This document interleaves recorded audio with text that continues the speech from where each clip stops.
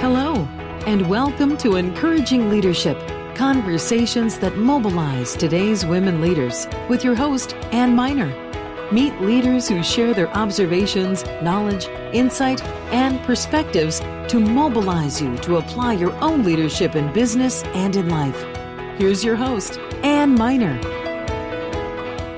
Welcome to Encouraging Leadership, conversations to mobilize today's women leaders. I have a very special guest with me this afternoon. Stella Thompson has been a corporate director for over 20 years and has served on over 20 different boards in areas ranging from energy, that would be oil and gas, electricity and nuclear energy, science and research, financial, and a number of other areas. Started in the energy business and ended up forming a company to assist boards of directors to be more effective. Stella has an MA in economics and a lot of imagination. Stella, welcome to Encouraging Leadership. Thank you, Anne. I'm looking forward to this. Now, you were a pioneer in the area of corporate governance and probably one of the very first women to have seats on multiple corporate boards, weren't you? Yes, it wasn't common in the 90s and also very uncommon for women from Western Canada. So my timing happened to be good, and once you get on that first board and maybe two, you become, I hate to say it, but sort of part of the old boy network, and that worked to my advantage. Now, one of the things we should probably make clear for our listeners is, what is so unique about being a member of a corporate board?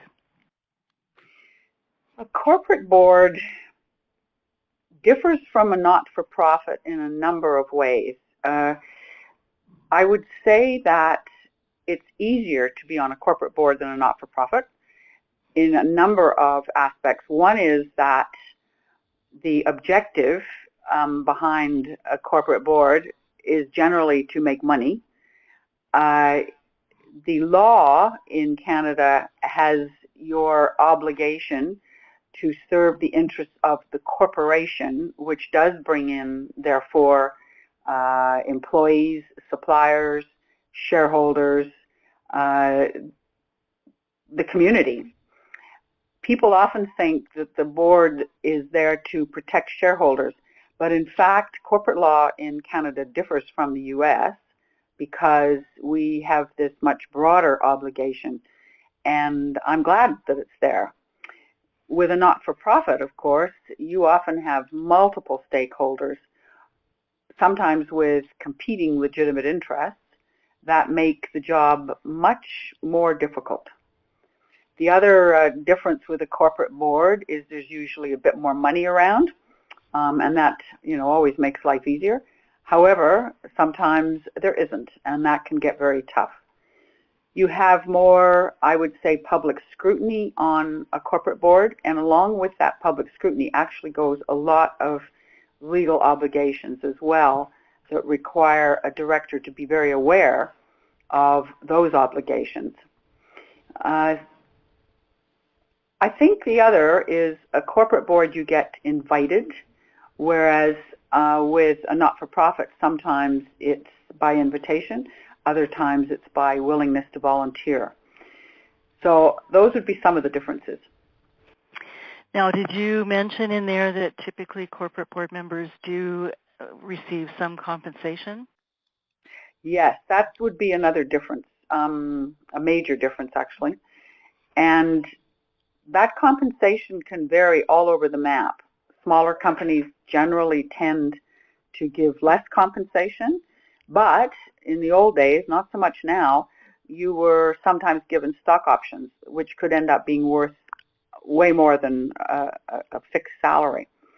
The larger corporate boards tend to pay quite well, and you would also get nowadays not stock options, but what they call director stock, which stays with the company until you retire. So there's various compensation methods, but I would say that sort of bonanza stock option that directors could get some time ago has tended to disappear. But yes, you do get paid, which is good. Right, because your liabilities, your liabilities, by the way, are the same. So in one case, you get rewarded for this risk with compensation, and in the not-for-profit, your liabilities are very similar to that in the corporate board, but you take that risk on yourself without compensation. Right, and my experience with not-for-profit is you're often, yes, you may be invited. You may also be elected. You are often expected to help fund the organization, whether out of your own pocket or by fundraising activities. You're often expected to actually do the work, so you set the strategy and decide the tactics, and then you have to roll up your sleeves and actually make that happen. And as you mentioned, the risk, well, one of the things that not-for-profit board members don't always have an awareness of is the necessity for directors' insurance to protect them. So a couple of comments. What this discussion has pointed out is the vast variety of boards. We've mentioned not-for-profits and corporate, but there's also Crown agencies. There are cooperatives, credit unions. They all have different structures. So whenever one is talking about being a director, it can actually mean very different things that happen when you become a director. So if you're looking at being a director, you really have to do your homework to understand all those components. I think, and what you've pointed out too, is with the not-for-profit world, you do end up being more like management sometimes and doing the work yourself. On a company board, generally you have people who do the grunt work and you just get to sort of have the oversight role and the strategic direction role. Very different experiences. Mm-hmm. So why would one want to be on a board? And then kind of the second part of that question, Stella, is, we've heard a lot about the necessity to engage more women on corporate boards. And so what is there are two parts of that equation. What's the motivation, and then what's the benefit? The motivation, I think, for many people, and I'm talking corporate boards first, because the motivation for a not-for-profit versus a corporate where you get paid can be somewhat different. In many cases, the direction or the desire to get on a corporate board happens when you've kind of established yourself in your workplace or have retired from your workplace at a pretty senior level, and you don't want to quit cold turkey. You'd like to keep your brain engaged and keep learning. And so I think the quest for a corporate board position comes from wanting to stay engaged in both for-profit and not-for-profit boards. I think there's a tremendous desire to keep learning, because you do learn a lot, often about areas that you have not had the opportunity to participate in when you were working. And I think also the other is the money's good. Certainly corporate boards carry a certain amount of status. But I have to caution that that's the sort of glamour side. I was going to say one other piece too is the collegiality, the friendships, which can become very meaningful if you're on a board for 10, 12 years or so. And that's rich, but you also have to be very careful, because you can end up being part of an unhappy hornet's nest. You can also end up being part of a company that's gone sideways or downwards, And you as a director end up holding that bag and having to help get the company out of that trouble. And that can be extremely stressful and time-consuming in a way that you maybe hadn't planned. So there are a lot of risks. And Anne, earlier you mentioned about having D&O insurance.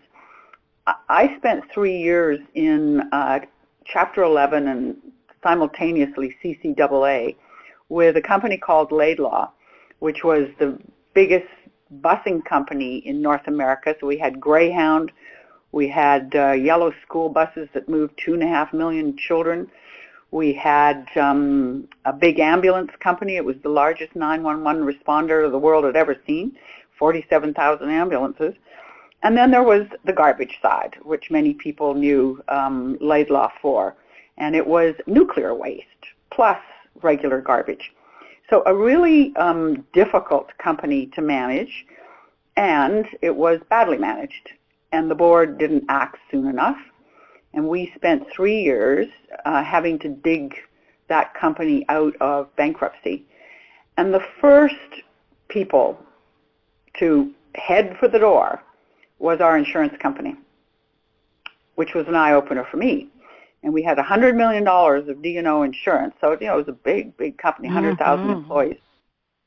And it was at a time when Enron and all those companies were going bankrupt.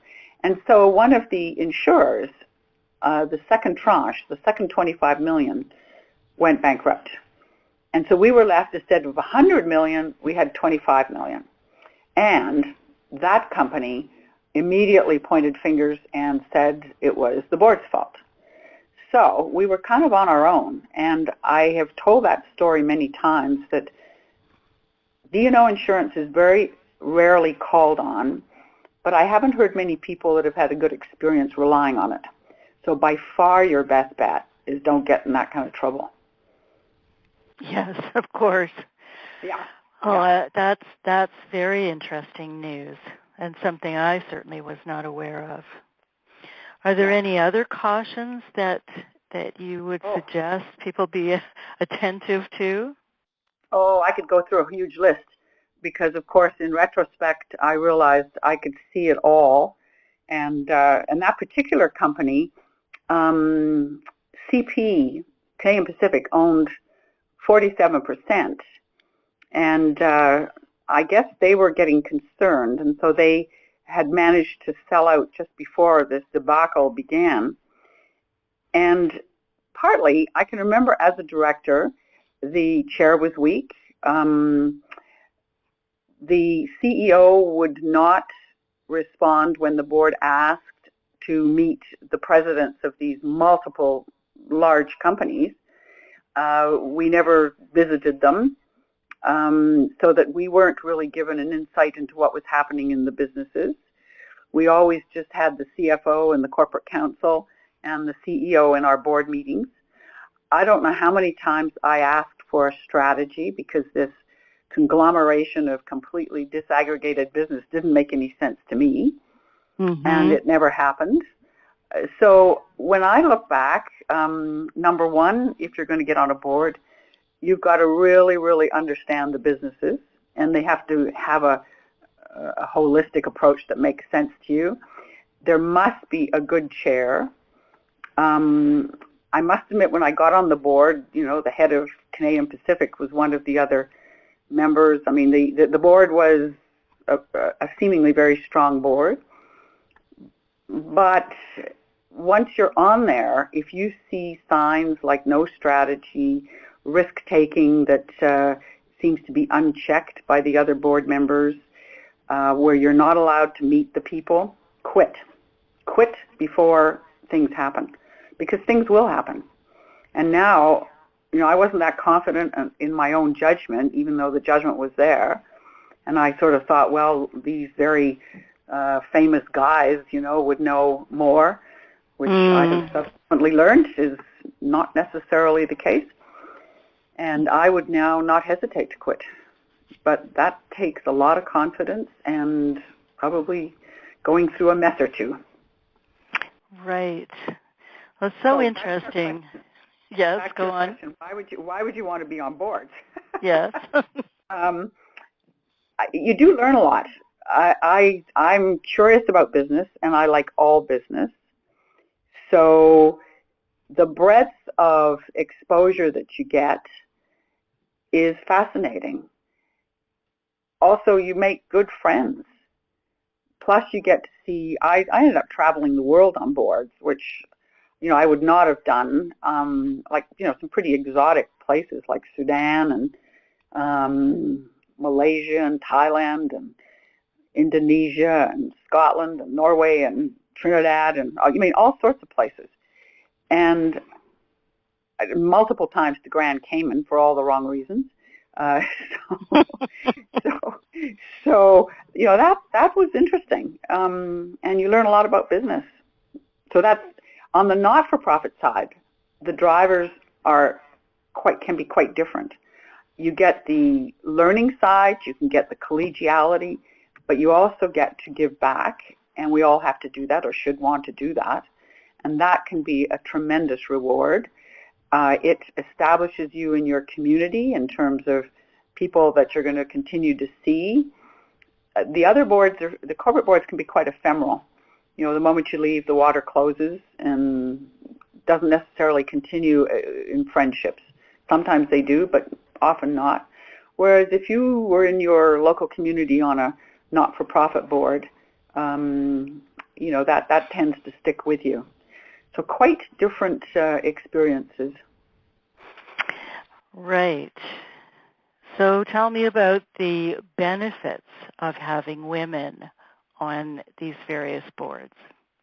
Oh, I can tell you, having sat on a number of boards where I was the only woman, it's not a good experience. And this was early on when governance, I would say, was far less conscientious than it is now. There have been vast improvements since the 90s, partly because of some of the disasters that happened, and also because of the stock exchange's requirements for better governance. With women coming onto boards, in every case, women are generally, and I am going to make gross generalizations here, but it's been my experience in every case, they're much more conscientious than many of the men. They usually are a cut above because if they've made it to a board, they're top performers, whereas many men can be middle of the road, mediocre, or worse, and they'll be on a board. And the women contribute more.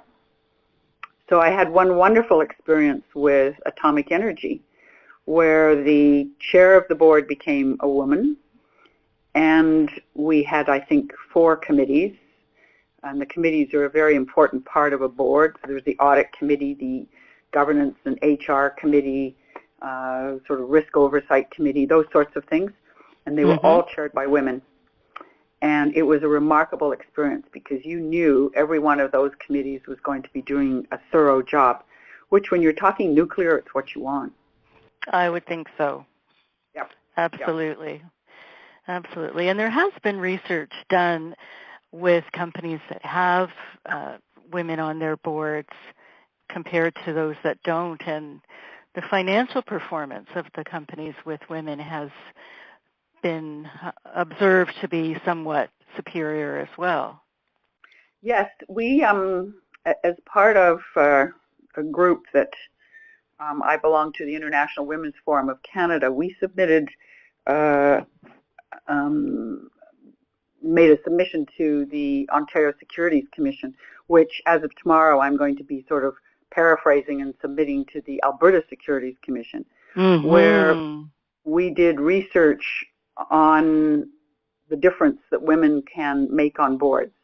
And it was in support of what is now a guideline, a policy actually, of the OSC to get companies to say what they're doing in terms of their current standing of the number of women on boards and in senior management, but also what their targets are and how they're going to get there.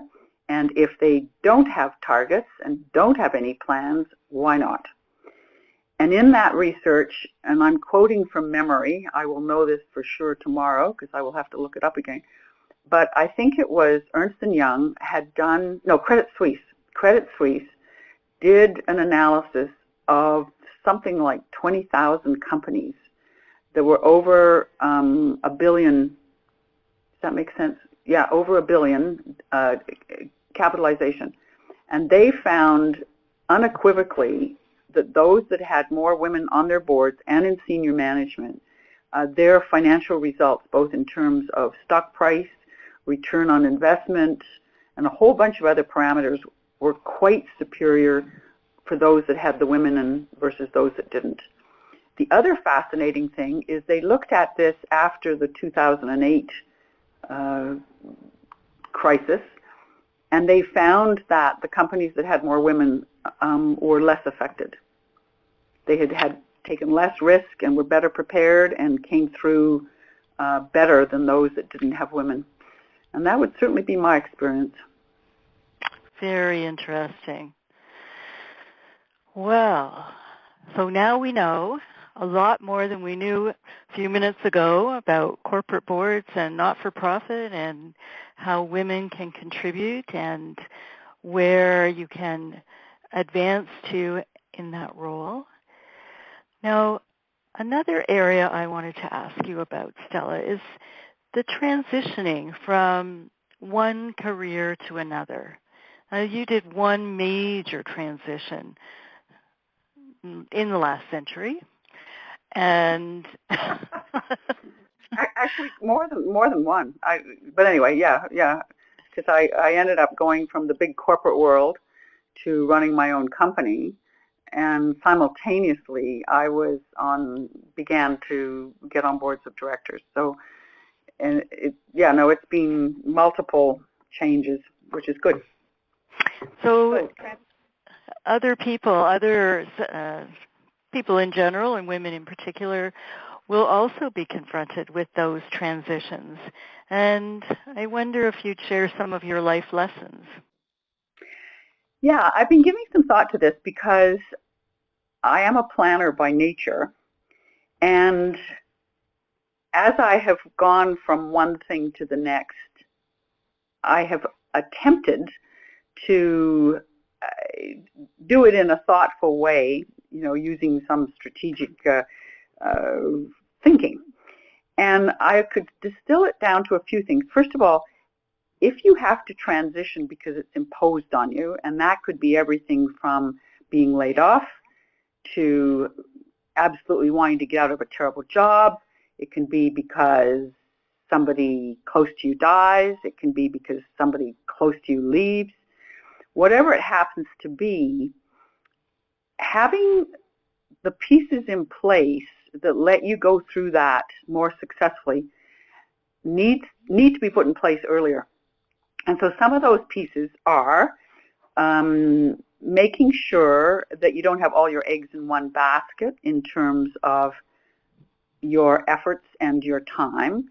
So let's talk about the person in their career focusing just on your company job, and then suddenly that job disappears for whatever reason, will not equip you to get out and get started at something different again. So that during the time that you think you're just about as busy as you can be, you should be always developing your network. And that network includes not only professional network, but also closer relationship network. And no matter how exhausted or full your days are, you have to feed those two networks. So that's one of those pieces. The other is, and this doesn't matter which transition you're going through, is to always be learning so that you're always expanding your capabilities and your horizons and your interests. And that last is probably as important as anything. So that when you suddenly find a big chunk of your life changed or changing, you can come up with ideas of where you'd like to go next or what you want to do next. And I think those two things is keeping that network up, always be learning and expanding your horizons. And then the third thing is look after your health. It equips you much better to transition. The last piece, I'm sure there's probably not a last piece, but anyway, one other piece, is to be thinking always that is a possibility, and that therefore you kind of have in your mind what might be other ways of handling your life that you'd like. So I think it's that mental preparation, not assuming the worst ever, but just having those other sort of pieces in place makes the transitions much better. I have to add, too, that I personally do not like change, which always surprises people because I keep exposing myself to significant change. Not quite sure what's happening there. But transitioning is not easy. It will often have real ups and downs, and I have done it now so often, I know that when I get to the other side, it will be better than where I was. And having that confidence really can carry you through the most difficult days. But it comes with having done it many times. So, yeah, those would be my thoughts about transitioning. And I was originally going to answer this question in two avenues, okay, if it was forced on you or whether you choose to. And I realized actually the components for success doesn't matter whether it's forced on you or you choose to. So network, two kinds, your health, learning all the time, and keeping your eyes on the horizon and thinking about, okay, what else might I like to do and be? Terrific advice, Stella. Thank you very much. And it does give new meaning to what we learned as young women in Girl Guides or Brownies about being prepared. So having and so was I. So there you go, listeners. Best advice from a wise woman who was a trailblazer and continues to be one. Stella Thompson, thank you so very much. And listeners, join us again next week on Thursday at 1 p.m. Eastern Time for more conversations to mobilize you as today's women leaders. Thank you for listening to Encouraging Leadership. To learn more about our host, Ann Miner, and the Acacia Institute, please visit acaciainstitute.com. Join us next week at the same time, 1 p.m. Eastern, for more Encouraging Leadership. In the meantime, be courageous.